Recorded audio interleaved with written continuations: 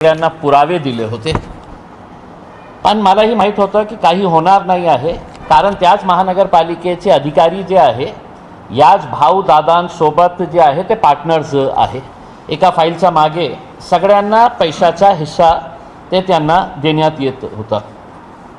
मग अनेक वेळा कमिशनरला पत्र लिहिलं,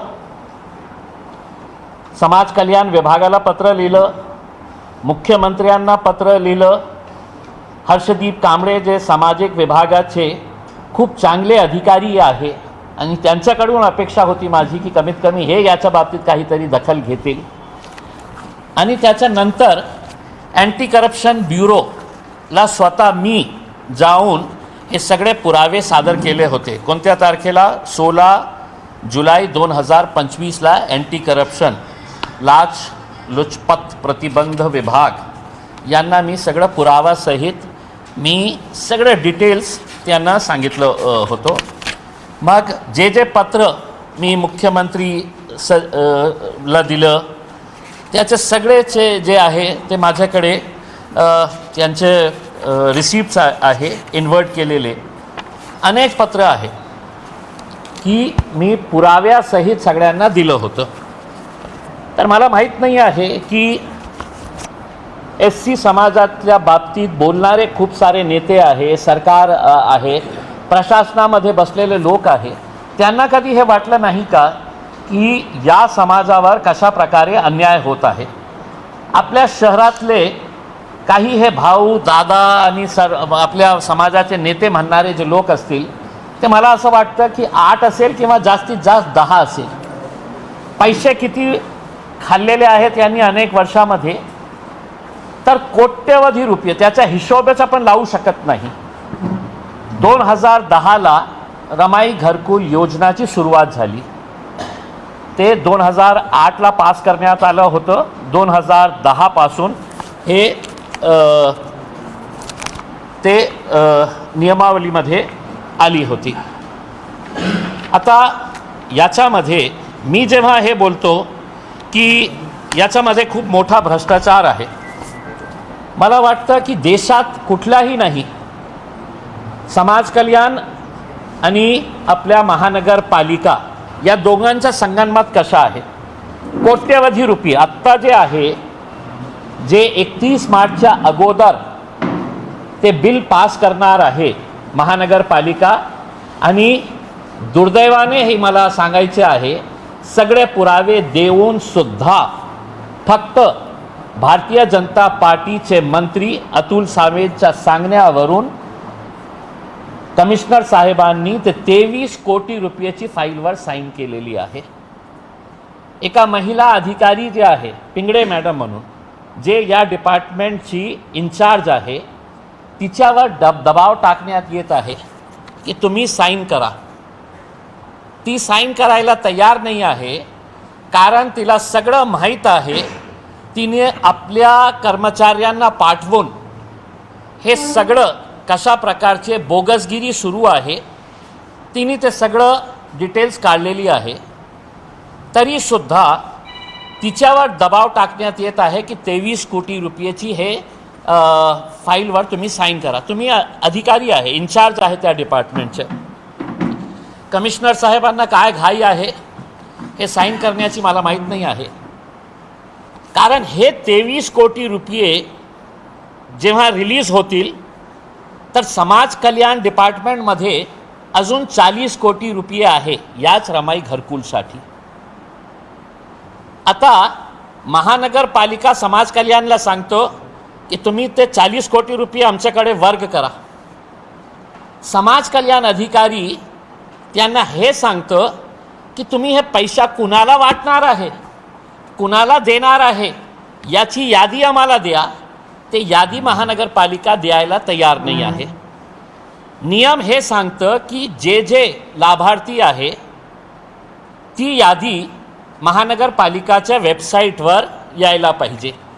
येत होती सुरुवातीच्या अनेक वर्षात मध्ये ते येत होती। मग एक वर्ष तर असं झालं की हे हाताने लिहिलेली हे यादी आहे। ही यादी समाज कल्याण विभागमध्ये मागच्या वेळी मी सुद्धा सांगितलं होतं की एक कर्मचारी तिथे बसायचं, 3,000 5,000 10,000 रुपये ते घ्यायचं आणि हे नाव राहतं कुठे, हे काय आहे तुझं, कोणती जात आहे, हे जात आणि संपलं. आणि फक्त हाताने लिहिलेली हे यादीच्या आधारावर समाज कल्याण आणि महानगरपालिकेने 2023मध्ये हे पैसे लोकांना वाटले. कोट्यवधी रुपये हाताने लिहिलेले.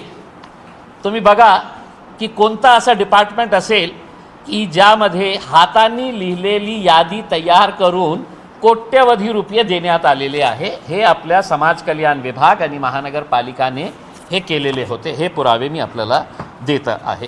आता आपल्यालाही माहीत आहे की खूप मला असं वाटतं की 2-2.5 वर्षापासून मी याच्या मागे लागलेला आहे की कशा प्रकारे याच्यामध्ये मला माहीत होतं की कोणीही याच्यामध्ये दखल घेणार नाही.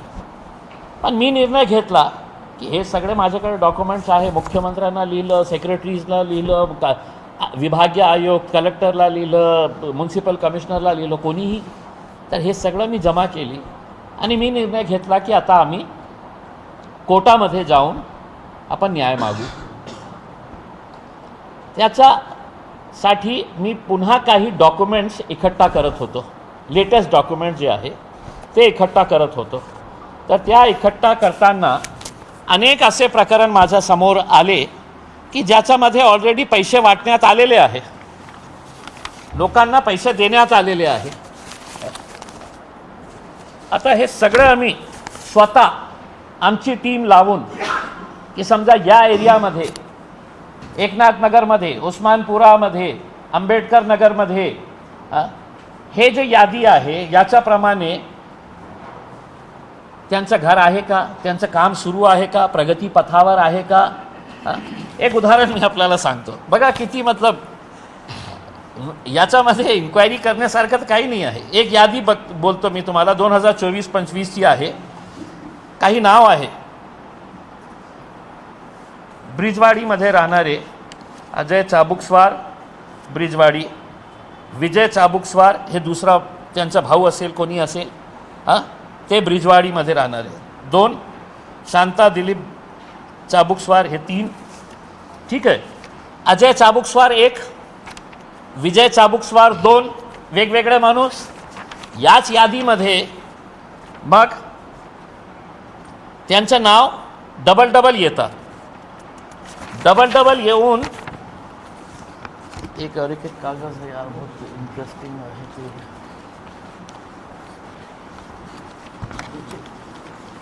नाही, अजून एक पेपर आहे.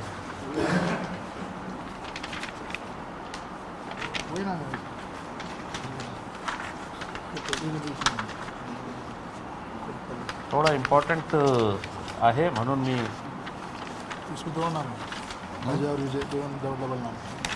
एक अजय, एक विजय आणि तिसरा नाव काय आलेलं आहे माहित आहे का? अजय विजय चाबुकस्वार. म्हणजे एक अजय चाबुकस्वारला 2.5 लाख, विजय चाबुकस्वारला 2.5 लाख आणि अजय विजय चाबुकस्वारला तिसरं. म्हणजे असं एक हे आहे. म्हणजे अनेक असे मी म्हणजे एका एरियामध्ये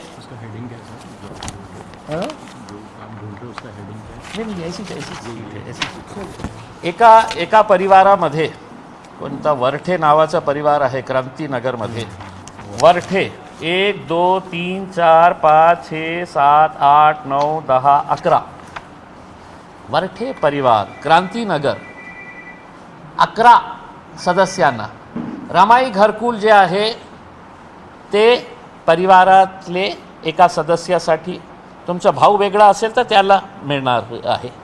पण अजय विजय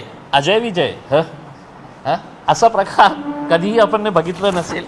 तर अनेक आम्ही असं नाही का डिटेल्स काढलेले आहे की ज्याच्यामध्ये यादी जे आहे ते बोगस. आम्ही तर आयुक्तांना हे विनंती करणार आहे, नाही तर कोर्टामध्ये जाऊन आम्ही एक ऑर्डर पास करून घेणार आहे की आता तुम्ही आयुक्तांना सांगा की हे घर शोधून द्या आम्हाला.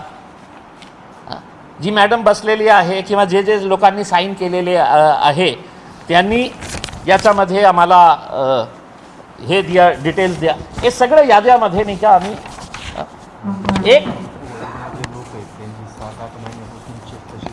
हो माहिती आहे. जे ओरिजिनल जे लोक आहे ना, आम्ही हे पण काढलेले आहे की ज्या माणसांनी घरकुलसाठी अर्ज केलेला आहे 2.5 लाखासाठी, जे त्यांच्या समाजाच्या गोरगरिबांसाठी आहे. एका माणसाची 5 मजला बिल्डिंग आहे, 5 मजला बिल्डिंग आहे.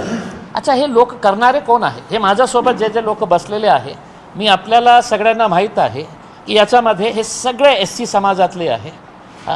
त्यांची ही इच्छा आहे की आमच्या समाजाला जे असा प्रकारे लुटून खाणारे लोक आहे, ते आपला गायकवाड, पवन गायकवाड, पवन गायकवाड, अंकिता हे आमची महिलांची हे आहे. त्याच्यानंतर आपले अशोक हिवराडे साहेब आमचे कॉर्पोरेटर, काकासाहेब काकडे, कुणाल खरात साहेब, मनोज वाघोल हे उस्मानपुरेचे आमचे कॉर्पोरेटर त्या साईडचे, विकास इडके साहेब आणि प्रांतोष वाघमारे, हे सगळे SC समाजातले लोक, ते का माझ्यासाठी सोबत बसलेले आहे. त्यांची ही इच्छा आहे की जे गोरगरीब लोक समाजातले आहे, 2010 पासून आतापर्यंत किती लोकांना घर हे पैसे देण्यात आलेले आहे? काही आकडा त्यांच्याकडे आहे का? नाही. आमच्या माहितीप्रमाणे 30,000 घरं आहेच नाही. 30,000ला मल्टिप्लाय करा 2.5 लाखांनी. 30,000 जे लाभार्थी त्यांना पैसे मिळायला पाहिजे होते, त्यांचे पक्के घर आतापर्यंत मिळायला पाहिजे होतं, तर 30,000 इंटू 2.5 लाख रुपये तुम्ही केलं तर मला असं वाटतं की 175 7 कोटी नाही दादा, थोडा कॅल्क्युलेशन करा.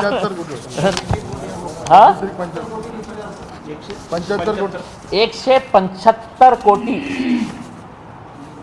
2000 175 आपल्याला वाटत असेल कसं शक्य आहे करते.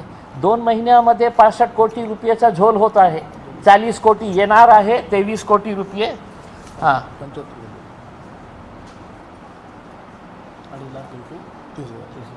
75 कोटी.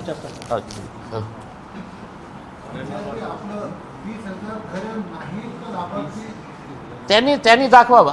त्यांनी सगळं प्रथम तर तुमची वेबसाईट कशासाठी तयार करण्यात आली आहे की जे स्कीम्स आहे ते स्कीम्स जे आहे ते ज्यांचे लाभार्थी आहे त्यांची डिटेल्स तुम्हाला 2023पर्यंत तुम्ही टाकत होते. 24ची एक यादी गायब, 25, 24 हे हाताने लिहिलेली यादी ते टाकू शकता का आपल्या वेबसाईटवर? 25मध्ये यादी टाकलीच नाही. 26मध्ये आम्ही पत्र दिलं. मी मग माझ्या सोर्सेसने मी ती यादी काढून घेतली, माझ्या फेसबुकवर टाकली. आता फेसबुकवर टाकल्यानंतर काय झालं की यांच्या शेजारी ते म्हणतं की साहेब माझ्या शेजारी आहेच नाही आहे माणूस, माझ्या एरियामध्ये आहेत नाही. आता मनोज वाहुल उस्मानपुरामध्ये जन्मापासून राहतो, एक माणसाला तो ओळखतो, एक घर त्याला माहीत आहे. ते म्हणतं की साहेब हे आमच्या एरियामध्ये राहतच नाही आहे. मग त्याचं नाव कशा आधारे, कोणत्या आधारावर टाकण्यात आलेलं आहे? म्हणजे कुठून तरी कोणाच्या डॉक्युमेंट्स घेऊन आणायचं आणि अशा प्रकारे हे आले का आपले चंद्रकांत जोगदंडे. एक उदाहरण देतो. चंद्रकांत जोगदंडे आपण आहे, या जरा एक मिनिट. कुठे राहतो चंद्रकांत आपण? हां, हे बघा डॉक्युमेंट्स. काय झालं होतं तुझं? यांनी एक पत्र लिहिलं होतं,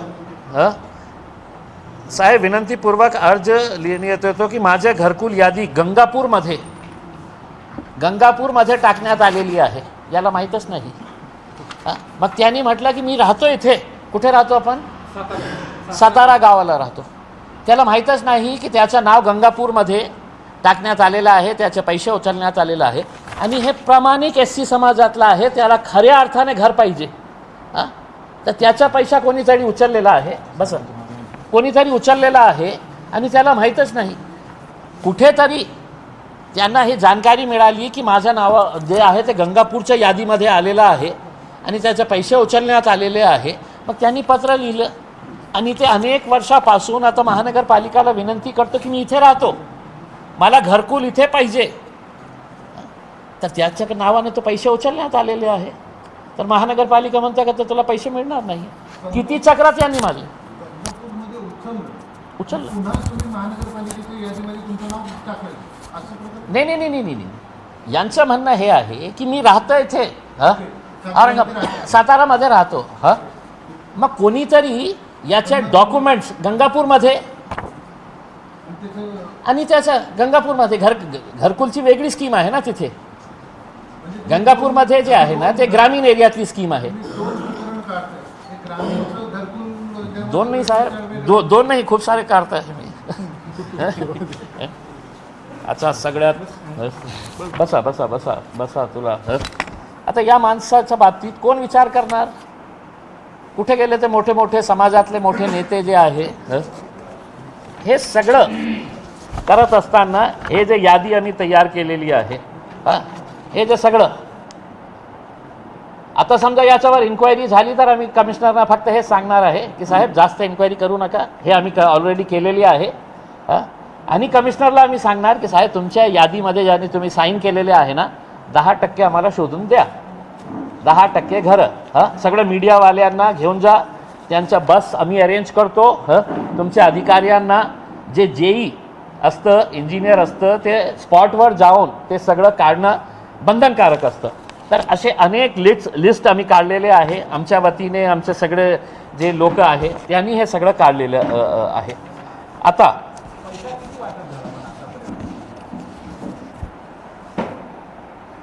त्याची काहीही जानकारी ते रमाई घरकुलच्या वेबसाईटवर उपलब्ध नाही की यावर्षी आपण किती पैसे, मागच्या वर्षी किती पैसे वाटले, 2010 पासून आधी किती लोकांना.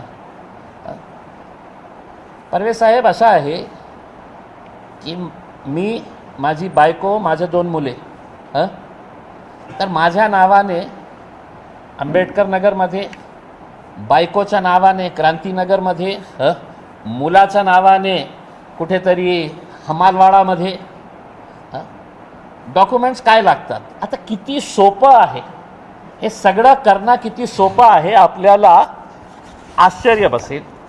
हे एक आपल्याला महानगरपालिकेमध्ये जागा वाटणीचा आपल्याला एक टॅक्स पावती तयार करावं लागतं. टॅक्स पावती मागच्या 5 वर्षामध्ये रमाई घरकुलमध्ये ज्या ज्या लोकांनी पैसे उचललेले आहे 90% 90% हे बोगस टॅक्स रिसीटवर हे तयार करण्यात आले आहे. बोगस. कुठेही जा तुम्ही, तुम्हाला हे फाईल तयार करण्यासाठी याच्यामध्ये काही डॉक्युमेंट्स लागतात. ते डॉक्युमेंट्स तयार करण्यासाठी एक गँग आहे, याच लोकांची एक गँग आहे. 3000 रुपये किंवा कोणी जास्तच हे असेल की मला आजच्या आज पाहिजे तर 5000 रुपयेपर्यंत तुम्हाला संपूर्ण बोगस डॉक्युमेंट्सची फाईल तयार करून मिळतील. आता हे करताना आता बातमी तुमच्यासाठी, हे करताना जेव्हा काही प्रामाणिक SC समाजातल्या लोकांना हे कळलं की आमच्या समाजातले तर कोणी मोठा नेता याच्या बाबतीत बोलायला तयार नाही आहे, आपल्याला स्वतःला समाजाचे हे चिंतक म्हणणारे हे स्वतः खाणारे आहे. तर मला नाही का परवा एका माणसाने काही पुरावे पाठवले आणि हे पुरावे बघून तुम्हालाही धक्का बसणार, मलाही धक्का बसला. या माणसाने मला एक पत्र पाठवला, त्याच्यामध्ये काहीही त्याचं नाव वाव काही नाही आहे, पण त्यांनी लिहिलेलं आहे, माजी खासदार सय्यद इम्तियाज जलील साहेब, विषय रमाई घरकुल योजनेतील बोगस कागदपत्र, संगनमताने होत असलेले भ्रष्टाचार व शासनाच्या निधीच्या अफरातफर बाबत माहिती. खूप लहान त्याचं फॉन्ट साईज जे लिहिलेलं आहे ना ते वाचणं, त्यांनी हेच लिहिलेलं आहे की 3000 रुपये ते 5000 रुपयेमध्ये असे फाईल, 3000 ते 4000 त्यांनी लिहिलेलं आहे की हे फाईल तयार करण्यात येते. आणि आपल्या माहितीसाठी हे किती सोपं आहे हे बोगस फाईल्स तयार करणं. कुणाच्याही नावावर आपण तयार करू शकतो. आणि त्यांनी मला जे पुरावे सादर केलेले आहे ते आता महाराष्ट्राचे मुख्यमंत्री साहेब आपल्यासाठी हे पत्र आहे त्या माणसाचा. आता त्यांनी काही पुरावे माझ्याकडे पाठवलेले आहे. हे छत्रपती संभाजीनगर महानगरपालिकाचा काय आहे, टॅक्स रिसीट आहे. कुणाच्या नावावर आहे, सॉरी हे 2 टॅक्स रिसीट आहे.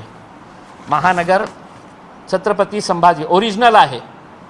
कोणाच्या नावावर आहे माहीत आहे, श्री देवेंद्र गंगाधरराव फडणवीस, राहणाऱ्या राहुल नगर, सादत नगर, छत्रपती संभाजीनगर, औरंगाबाद.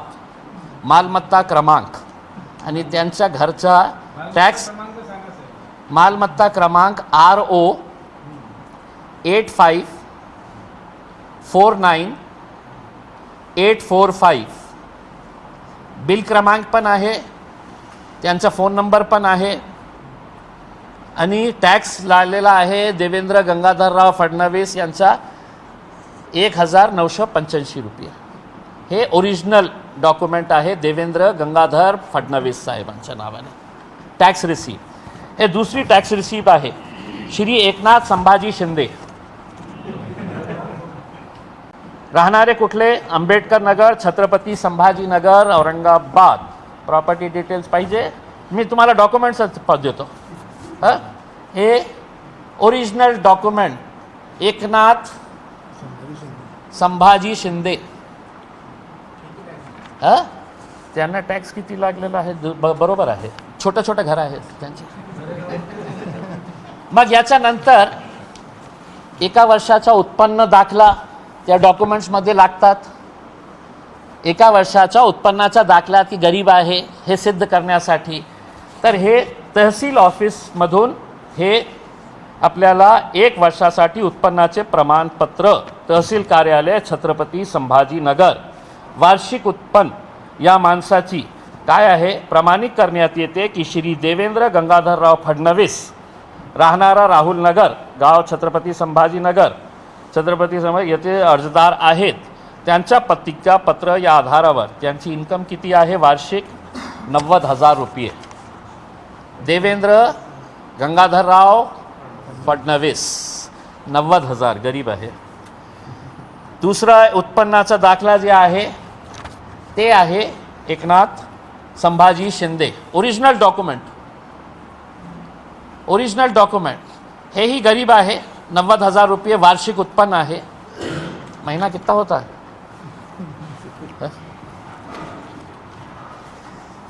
मग रहिवासी प्रमाणपत्र कोण म्हणतं एकनाथ शिंदे ठाणेमध्ये राहतं?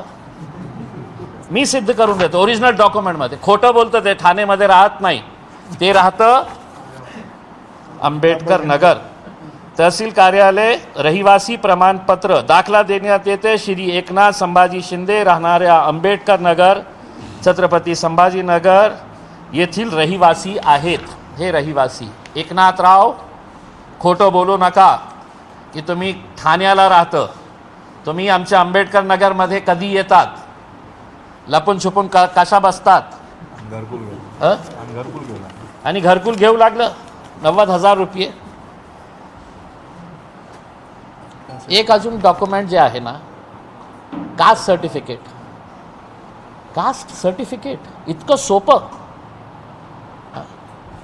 सोपं असू शकतं की कोणाही माणूस कोणत्याही कास्ट सर्टिफिकेटच्या आधारावर घरकुल घेऊ शकतं. हे घरकुलचे हे कास्ट सर्टिफिकेट आहे.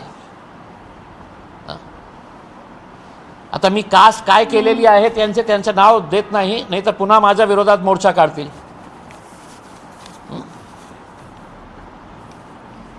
कास्ट सर्टिफिकेट तयार करण्यात आलेला आहे. एकनाथ संभाजी शिंदे, ओरिजिनल स्टॅम्प आहे. काय कास्ट तयार करण्यात आली? नाव एकनाथ संभाजी शिंदे, राहणार Aurangabad, caste Mahar 37, serial number 37. Devabhau पण बघा, हे देवाभाऊचं वाचा.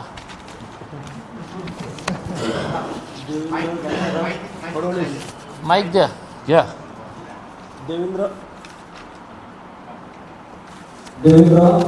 गंगाधर फडणवीस, जात महार राणा औरंगाबाद कास्ट नंबर 37 नंबर ते देतो म्हणजे कास्ट सर्टिफिकेट हे आहे. आधार कार्ड कोणी डुप्लिकेट बनवू शकतो.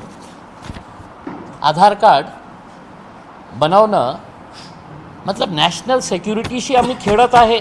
National security.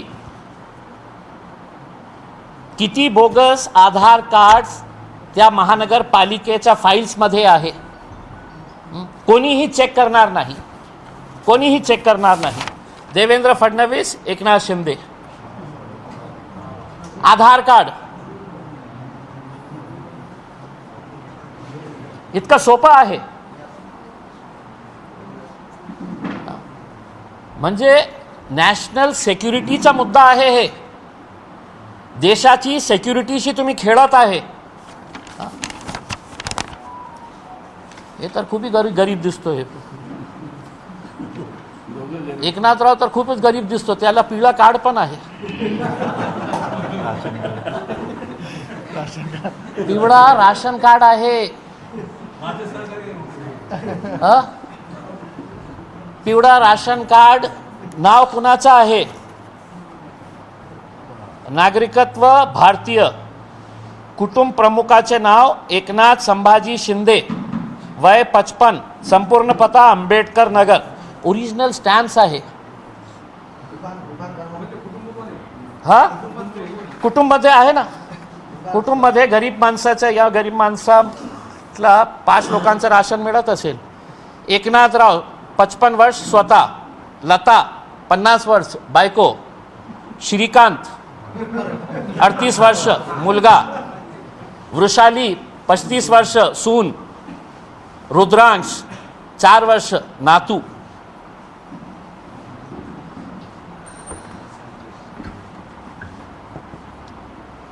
म्हणजे मागच्या 1.5-2 वर्षापासून जे आम्ही प्रयत्न करत होते.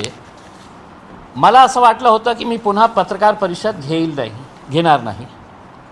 पण जेव्हा मला हे सगळं डॉक्युमेंट्स आलं आणि लोकांनी मला अजून काय पाठवायला सुरुवात केली. आणि सगळे SC समाजातले लोक की ज्यांना एक हे वाटत होतं की बाबा हे आमच्या समाजावर कशा प्रकारे अन्याय होत आहे. कोणी बोलत नाही आहे.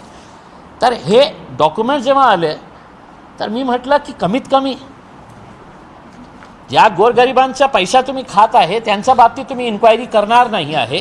कारण 23 कोटी रुपये आणि 40 कोटी रुपयेमध्ये कोणत्या नेत्याला किती पैसे जाणार आहे. नेत्याला मी म्हणतो जे फोन करत आहे आयुक्तांना. मग महानगरपालिकेचे कोण अधिकाऱ्यांना किती पैशाचा वाटप होणार आहे. मग हे आमचे काही लोक आहे की ज्यांच्याकडेही हे मंडळी गेली होती की राहू द्या ना आपण करू ना.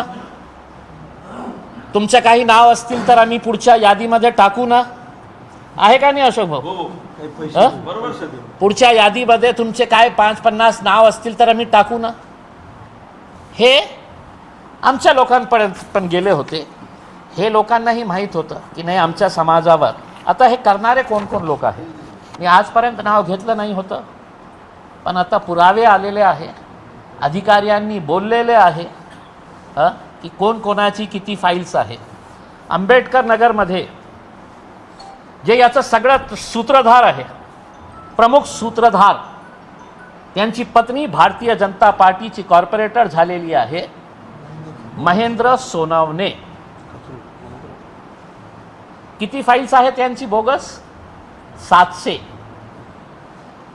700 इंटू 2.5 लाख किती होतं कॅल्क्युलेट करा.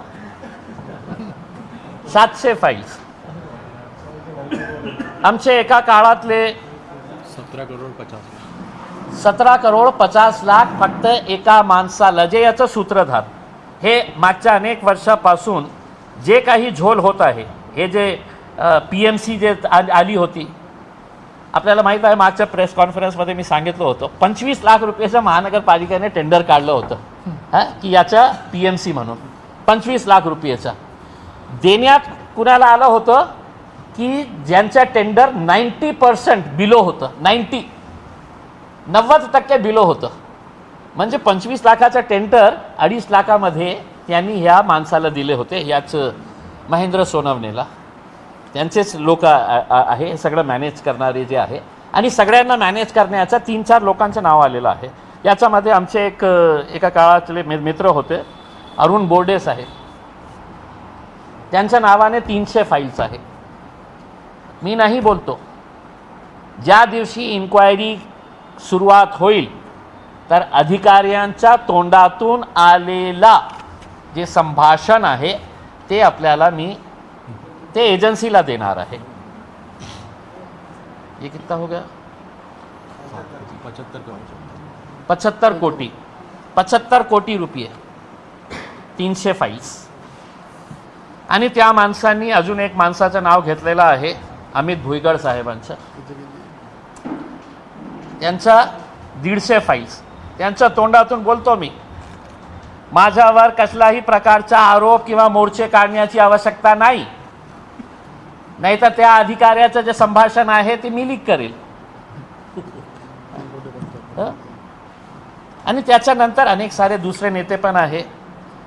रूपचंद वाघमारे, वाचतो ना साहेब, एक सांगता येईल.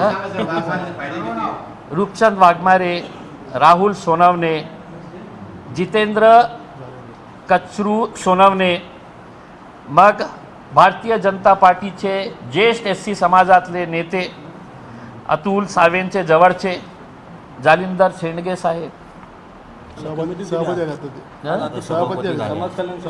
समाज कल्याणचे सभापती झालेले समाज कल्याणचे सभापती झालेले जालिंदर शेंडगे साहेब आता महानगरपालिकेचे चेअरमॅन झालेले आहे. धन्य आहे भारतीय जनता पार्टी, अतुल सावे साहेब, देवेंद्र फडणवीस साहेब, नरेंद्र मोदी साहेब. तर हे 23 कोटी रुपये. आता मी जसं बोललो की महेंद्र सोनवणे याचा प्रमुख, तर लोक जे होते त्यांना माहीत होतं, त्यांनी इतकं सारे डिटेल्स या माणसाचे काढून दिलं की आपल्याला आश्चर्य बसणार आहे.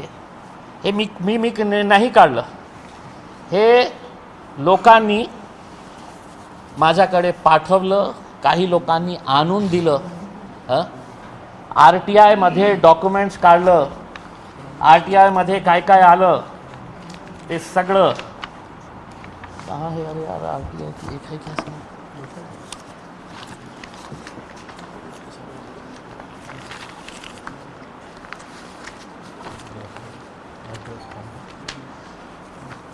सुटली असेल.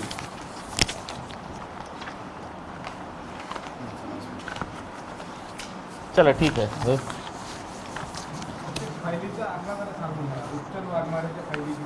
नाही ते त्यांचं नाही जे आहे ना, यांच्या बाबतीत या तिघांचं त्यांनी जे स्टेटमेंट केलेले आहे त्या स्टेटमेंटमध्ये या तिघांचं नाव घेतलेलं आहे.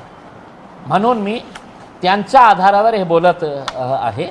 आणि बाकीचे जे लोकांचे नाव आलेले आहे त्यांचीही फाईल्स आहे, पण माझ्याकडे ते कन्फर्म आकडा नाही आहे. आता हे जे महेंद्र सोनवणे साहेब आहे, 3 टर्म ML हे आहे कॉर्पोरेटर.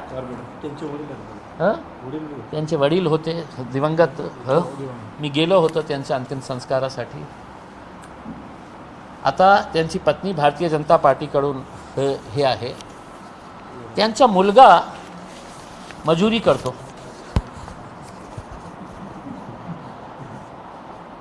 थ्री टर्म कॉर्पोरेटर, पुण्यामध्ये एका मोठ्या बँकमध्ये काम करणारा, ते घरकुलची फाईल सबमिट केलेली आहे त्यांनी. करतं. आता लोक बघा किती हुशार आहे. माझ्या डोक्या पण नाही आलं होतं की लोकांनी माझ्याकडे काही डॉक्युमेंट्स आणून दिले. हे महेंद्र सोनवणेचा सिबिल स्कोअर काय आहे, कुठून लोन घेतले, किती अकाउंट्स आहे, किती पैसे आहे, हे काढून मला पाठवलेले आहे. त्यांच्या आणि त्यांच्या पत्नीच्या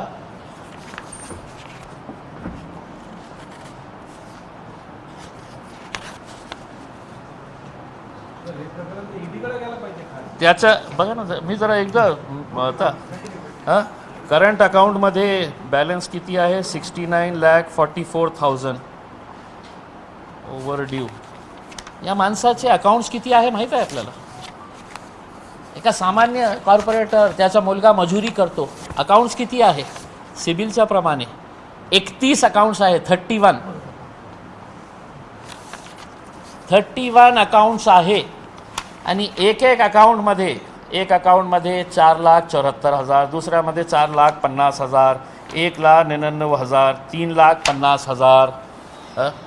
तर हे 31 सिबिलमध्ये सगळं करतं आपल्याला. 3,66,000, 2,76,000, मग 2 लाख, 3 लाख, 3,71,000, 2,31,000.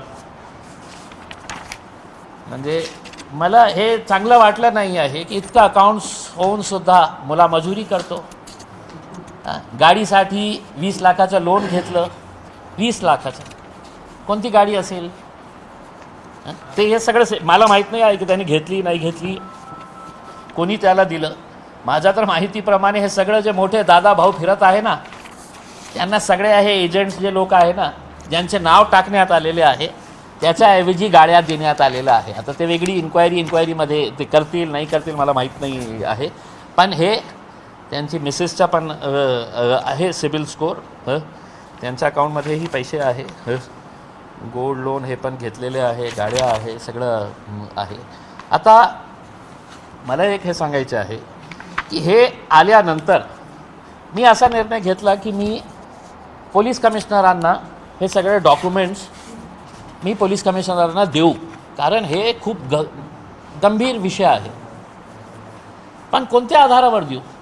मी अनेक वेळा दिलेलं आहे, अनेक वेळा पत्रकार परिषद घेतलेली आहे, मुख्यमंत्र्यांनी पत्र पाठवलेलं आहे की याची इन्क्वायरी करा.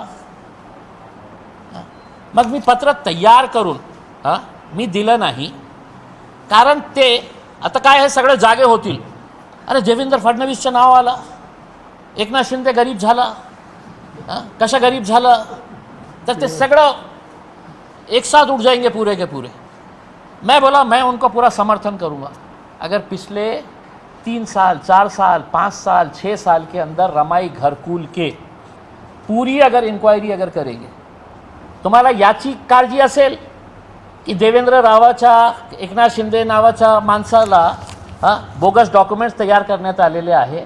90% डॉक्युमेंट जे महानगरपालिकेमध्ये आहे, 90% डॉक्युमेंट्स ते 3,000 मध्ये फाईल तयार करण्यात आली. याच लोकांनी हे सगळं डिस्ट्रीब्यूट केलं 2.5 लाख रुपयाप्रमाणे. काही लोकांना माहीत नाही आहे.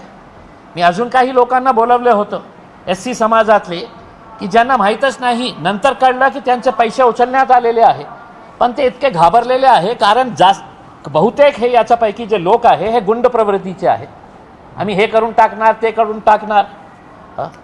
एका पत्रकारांनी काही चांगलं बातमी दिली होती याच्या बाबतीत, त्याच्यावर ही सुद्धा दमदाटी करण्यात आली होती की कशाला माज आली का. आता मी आपल्याला फक्त हे सांगण्यासाठी आलेलं आहे की हे जे डॉक्युमेंट सगळं आलेले आहे माझ्याकडे, तुम्ही इन्क्वायरी करा नाही करा, तुम्हाला मी काही दिवसाचा टाईम देतो. तुम्ही एक उच्चस्तरीय इन्क्वायरी लावली आणि माझी अपेक्षा हे आहे की विधानसभेचं अधिवेशन सुरू आहे. मुख्यमंत्र्यांनी ते SC समाजाची प्रामाणिक असेल तर त्यांनी एक स्पेशल इन्व्हेस्टिगेशन टीम तयार करावी. SIT तयार करून एका प्रामाणिक अधिकारी, कारण याच्यामध्ये इतका पैसा आहे आणि फक्त मी या शहराच्या बाबतीत बोलत नाही आहे. सर्व शहरामध्ये असे भाऊ, दादा आणि समाजातले मोठे मोठे नेते, गळ्यात मोठी मोठी चेन, मोठ्या मोठ्या गाड्या घेऊन फिरणारे जे लोक आहे, हे मोठे कसे झाले तर हे गोरगरीब लोकांच्या पैशामुळे हे झालेले आहे. तर काही दिवसासाठी मी वाट बघणार. तुम्हाला आम्ही पूर्ण डॉक्युमेंट्स अँटी करप्शनला दिलेच होतं, काही केलं नाही. आयुक्तांना दिलं होतं, काही केलं नाही. आता मी ती पिंगळे मॅडमला, मला सांगण्यात आलेली आहे की प्रामाणिक बाई आहे, तिच्या अगोदर एक होती, कोण सोनवणे, काय सोनवणे बाई, ते आपण हां अपर्णा थेटे मॅडम होते, आणि त्याच्यानंतर एक प्रभागमध्ये सविता सोनवणे. हां तिच्या काळामध्ये जे टॅक्स रिसिप्ट्स तयार करण्यात आलेले आहे, या कमिशनर प्रामाणिक असेल तर ते सगळ्याचं सगळे डॉक्युमेंट जे आहे रमाई घरकुलची जे फाईल्स आहे ते त्यांनी सील करायला पाहिजे. ते सील करून कोणत्याही डॉक्युमेंट बाहेर येऊ नये त्यांच्या परवानगीशिवाय. आता त्यांची काय परवानगी घ्यायची? महापौरांना मी विनंती करत आहे की महापौर साहेब, भारतीय जनता पार्टी स्वच्छ प्रतिमेची पार्टी, भ्रष्टाचार नाही, काही नाही होणार, आपण स्वच्छ हे कारभार करणार. तुमच्या नेत्यांनी, तुमच्या मंत्र्यांनी या आयुक्तांना फोन केलं का नाही केलं? ज्याच्या सांगण्यावरून, ज्याच्या दबावावरून त्यांनी साईन केलेली आहे, आणि आता पिंगळे मॅडमवर दबाव टाकण्यात येत आहे की तुम्ही पण साईन करा. उलट कारभार. खालपासून वरती जायला पाहिजे, खालीपासून वरतीपासून खाली यायला नको. मग मी केलं ना, तुला काय अडचण? अशा प्रकारचे हे जे कामकाज सुरू आहे. आता या डॉक्युमेंटचे सगळे जे महत्त्वाचे मुद्दे आहेत ते कोणकोणते डॉक्युमेंट्स लागतात, कोणकोणत्या मध्ये आपल्याला इथे काय काय सुरू आहे, याचा मी एक प्रेस रिलीज तयार केलेली आहे. ते आपल्या व्हॉट्सअप ग्रुपवर, मी मीडियाच्या व्हॉट्सअप ग्रुपवर मी पाठवून देतो. डॉक्युमेंट्स तुम्हाला पाहिजे असेल तर मी डॉक्युमेंट्स पाठवतो. त्याच्यामध्ये मी कास्ट सर्टिफिकेट आणि आधार कार्ड जे आहे ते पाठवणार नाही आहे, कारण एका समाजाशी जोडलेला एक मुद्दा आहे. आणि जे आधार कार्ड आहे, नक्की ज्या दिवशी एजन्सीज मला हे मागतील तर मी एजन्सीजला सगळं काही देणार. पण एका पोलीस स्टेशनच्या कोणीतरी PSIची इन्क्वायरी करणार, PI इन्क्वायरी करणार, हे करणार, ते करणार, सगळं लोकांचा कशा साटा लोटा आहे मला माहीत आहे. आता याच्या बाबतीत एक सखोल चौकशी करण्याची आवश्यकता आहे. SIT नेमून याची इन्क्वायरी करण्याची आवश्यकता आहे. आणि जे जे आपण पैसे वाटप करणार आहे त्याची संपूर्ण लिस्ट 2024ची, 2025ची आणि 2026ची ही सगळी लिस्ट तुम्ही वेबसाईटवर टाका. आणि कृपा करून आंबेडकर नगरमध्ये राहणारा यांचा परिवार यांचे 4 बोगस डॉक्युमेंट्स तयार करून वेगवेगळ्या ठिकाणी त्यांना दाखवण्यात आलेले आहे. Document same. दुसरं, सरकारचा, केंद्र सरकारचा आणि राज्य सरकारचाही नियम आहे की जे पैसे आपण वाटप करतात, सरकारी स्कीमचे जे पैसे, ते नॅशनलाइज्ड बँकमध्ये अकाउंट उघडून ते पैसे देण्यात यावे, नियम आहे. आता 2 बँक्स आहे, एक देवगिरी नागरी सहकारी पतसंस्था RSS वाल्यांची आहे. भाजपचे शहर अध्यक्ष शेवाळे, हां त्यांची आहे ना. हां, तर ते पैसा देवगिरी नागरीमध्ये जातं. आणि दुसरा एक पतसंस्था आहे उस्मानपुरामध्ये, ते आमच्या मित्रांनी सुरू केली आहे, मला असं सांगण्यात आलेलं आहे. माझ्याकडे हे नाही आहे, एन्क्वायरी करा. आणि पतसंस्थेमध्ये सरकारचे पैसे, हां, लोकांना माहितीच नाही आहे की या पतसंस्थेमध्ये माझा अकाउंट आहे. मग हे महानगरपालिका काय करते की 10 कोटीचे बिल त्या पतसंस्थेच्या अकाउंटवर, आणि आमचे मित्राचे लोक जाऊन ते 10 कोटी रुपये त्या पतसंस्थाकडे काढून घेतात. आता या माणसाला कळलं की माझं नाव होता करके उसमें, अरे तुझं काय, तुला 50,000 रुपये देतो ना, गब्बस ना. कोणी जास्त हुशार असेल, हे घे 1 लाख रुपया, तुझ्या फुकटात दिलं ना तुला. कशासाठी तुला पाहिजे, तू काय केलं होतं, हे घे 1 लाख रुपये. डॉक्युमेंट्स आम्ही सगळं केलं, प्रयत्न आम्ही केलं, तुला फुकटात आम्ही 1 लाख रुपये देतो, पाहिजे का? तो बिचारे गोरगरीब लोकांसाठी स्कीम आहे ना, ते घेऊन टाकतो. तर आता याच्यानंतर जे आहे ना, तर रमाई घरकुल योजना, मी हात जोडून विनंती करतो की हे स्कीम जे आहे ते सुरू राहायला पाहिजे. SC समाजाचे गोरगरीब लोकांसाठी हे स्कीम आहे. कोणत्याही परिस्थितीमध्ये हे गोरगरीबपर्यंत हे पैसा पोचायला पाहिजे. जायला पाहिजे हे पैसा त्यांच्या अकाउंटमध्ये. तर कृपा करून ज्या लोकांनी माझ्या विरोधात एक मोर्चा काढला होता एका शब्दावरून, मी त्या पालकमंत्री संजय शिरसाट साहेबांना विनंती करणार आहे की आता पुन्हा एक मोर्चा काढा, त्या लोकांना तितकेच पैसे द्या, कारण तेच लोकांना घेऊन येतात, आणि एक पुन्हा एक मोर्चा माझ्या विरोधात, कारण मी SC समाजाच्या भलाईसाठी हे सगळं करत आहे. SC समाजाच्या जे झोपडपट्ट्या आहे, खऱ्या अर्थाने त्यांना पैसा मिळाला असता तर त्याच्या झोपडपट्ट्या राहिलेच नसते. आणि आयुक्त साहेबांना विनंती आहे की आजपर्यंत किती घरकुल, समाज कल्याण विभाग याचा आकडा तुम्ही पण द्या की किती पैसे आलेले आहे. कुठेही नाही. आम्ही खूप रिसर्च केलं की एका महानगरपालिकेमध्ये मागच्या 10 वर्षामध्ये किती पैसे आले, किती लोकांना घरं देण्यात आलेलं आहे, कुठलाही आकडा नाही आहे. कारण काय, हे सगळं अंडर द टेबल सुरू आहे. तर माझी आपल्याला विनंती आहे की आपण याच्या बाबतीत आम्हाला सहकार्य करा, आणि हे जे बोगस कारभार सुरू आहे याच्या बाबतीत आपणही थोडासा लक्ष घाला, हेच विनंती करण्यासाठी आपल्याला बोलावलं. केव्हापर्यंत यांना वेळ देत आहे आणि त्यानंतर तुमचं काय पुढे राहील? कारण की आतापर्यंत तुम्ही जे काही केले त्यांनी प्रतिसाद दिलेला नाही. खरं, बिलकुल खरं आहे. तुम्ही आता किती वेळ देणार आहेत आणि कधीपर्यंत तुम्ही काय? 200% हे खरी गोष्ट आहे की मी जे मुद्दे काढले होते ते कुणाच्या विरोधात काढले होते? सरकारमध्ये बसलेले मोठे मोठे नेते. कोणता पोलीस अधिकारी वेळा आहे जे आपल्या सरकारमध्ये बसलेला एका मंत्री आणि एका पालकमंत्र्याच्या विरोधात जाऊन आपण कारवाई करणार आहे? आमची अपेक्षा देवेंद्र फडणवीस साहेब बाबत होती, पण त्यांचाही मंत्री अशा प्रकारचे या लोकांसोबत आहे, तर काय करणार आहे? आम्ही इतकं पुरावे दिले होते. मी आपल्याला स्वतःला सांगतो की आज कशी परिस्थिती या देशामध्ये किंवा या राज्यामध्ये निर्माण झालेली आहे. CBI हेडक्वार्टरमध्ये मी जाऊन सगळे पुरावे दिले होते. ते CBIच्या डायरेक्टरने मला सांगितलं होतं की सर ऐसा कैसा हो सकता है, इतना कैसा ब्लंटली कर सकते हैं? मैं बोला सर 2 ही चीज़ें पॉसिबल है, या तो आदमी पागल रहा तो कर देता है, या दूसरा उसके अंदर ये अहंकार है ना कि मेरा क्या तेड़ा कर सकते हैं करके. तर मैं बोला हे जे कॅटेगरी आहे ना साहेब, हे यांच्या सेकंड कॅटेगरीमध्ये येते. माझं कोण काय वाकडा करणार आहे, आणि तसंच झालेलं आहे. कोणी त्यांचं काही वाकडं केलं नाही आहे. जे जागा आपण संजय शिरसाटच्या बाबतीत बोलतो, ते शेंद्रामध्ये जे जागा आपण एक इंडस्ट्रियल प्लांट टाकण्यासाठी 110 कोटी रुपयाची इन्व्हेस्टमेंट तुम्ही करणार होते. 90 लोकांना नोकऱ्या मिळणार होतो. आम्ही जेव्हा मुद्दा उचलला तर त्यांनी ते सगळं प्रपोजल कॅन्सल केलं. आता तिथे नाही का एक वेअरहाऊस तयार होत आहे, आणि इन्व्हेस्टमेंट किती 20 कोटी रुपयाचा इन्व्हेस्टमेंट करत आहे.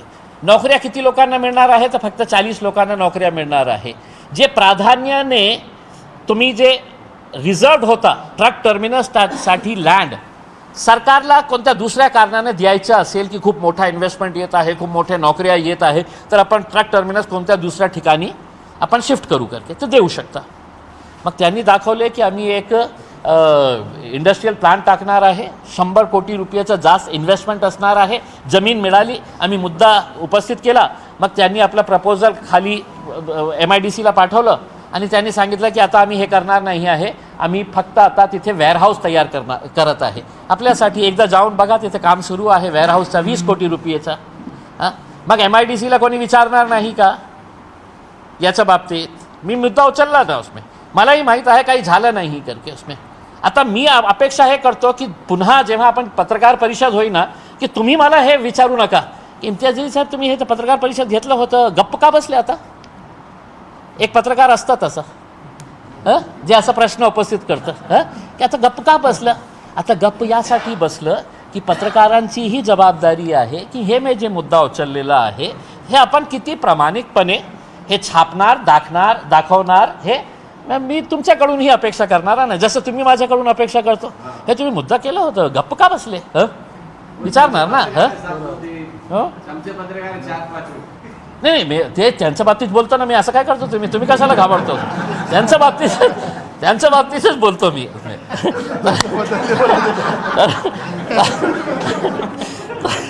तर माझी तर देखिए अभी महाराष्ट्र की विधानसभा का अधिवेशन चल रहा है और मैं समझता हूँ नहीं, मुख्यमंत्र्यांच्या सगळे डॉक्युमेंट्स त्यांच्या स्वतःच्या नावाने बोगस डॉक्युमेंट्स तयार करण्यात आलेले आहे. त्या बोगस डॉक्युमेंट्सच्या आधारावर विधानसभेमध्ये माझी अपेक्षा आहे की मुख्यमंत्री किंवा उपमुख्यमंत्री साहेबांनी या घोषणा करावी की हे खूप गंभीर मुद्दा आहे की आमच्या नावाने बोगस कास्ट सर्टिफिकेट, आधार कार्ड पण तयार करण्यात आलेलं आहे. आम्ही याची उच्चस्तरीय चौकशी लावणार आहे. चौकशी लावत असेल तर हे सगळं, नाही तर आम्ही स्वतः आमचे शेजारी बसलेले आयुक्त साहेब याच्या बाबतीत काही दखल घेतील का? कारण त्यांचे गृहमंत्र्यांच्या बोगस डॉक्युमेंट्स तयार करण्यात आलेलं आहे. याच्या बाबतीत काही दखल घेतील का? नाही घेतलं तर मी त्याच्यानंतर दिवस ठरवू की आता मी कोर्टामध्ये चालणार आहे. खूप सारे पत्र हे आपल्याला मी जे इन्वर्ट आलेलं आहे मुख्यमंत्री न्या पाठवलेले पत्र, सेक्रेटरी हर्षदीप कांबळे साहेब खूप प्रामाणिक ऑफिसर आहे. SC समाजाच्या उच्चारासाठी त्यांनी खूप सारे काम केलेले आहे. हे सगळं माझ्याकडे नाही का डॉक्युमेंट्स इन्वर्ट केले, हे अँटी करप्शन ब्युरोला इन्वर्ट केलेला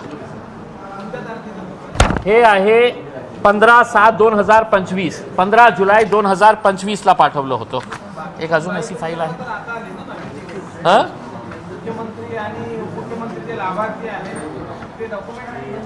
नाही, म्हणून मी काय आहे की आता पत्रकार परिषद आपल्या मार्फत यांना हे बातमी कळेल. नाहीतर नंतर मी सगळं आपल्याला त्यांनाही पाठवणार आहे की हे घ्या तुमचं आधार कार्ड, गरीब माणूस 90,000 रुपये कमावणारा आणि आंबेडकर नगरमध्ये राहणार. प्रश्न होता अतुल साहेबांचं नाव आलेले आपण फोन केला म्हणून त्याच्यावर काय कारवाई करावी का मुख्यमंत्री साहेबांनी? नाही, करणार नाही. तुम्ही असं काही प्रश्न काय अपेक्षा करणार तुम्ही आपल्या माणसाच्या विरोधात? आम्ही शिंदे साहेबांच्या विरोधात काय नाही दिलं तर वेगळ्या पार्टीचे होते ना. अपेक्षा कुणाच्याकडून होती आमची? फडणवीस साहेबांकडून होती. पण फक्त सत्तेच्या लालसासाठी इतकी लाचारी होती की इतकं पुरावे देऊन सुद्धा काही त्यांचं झालेलं नाही आहे. तर आताही माझी काही जास्त अपेक्षा नाही आहे. कोर्टामध्ये जाऊ. धन्यवाद. ABP माझा, उघडा डोळे बघा नीट.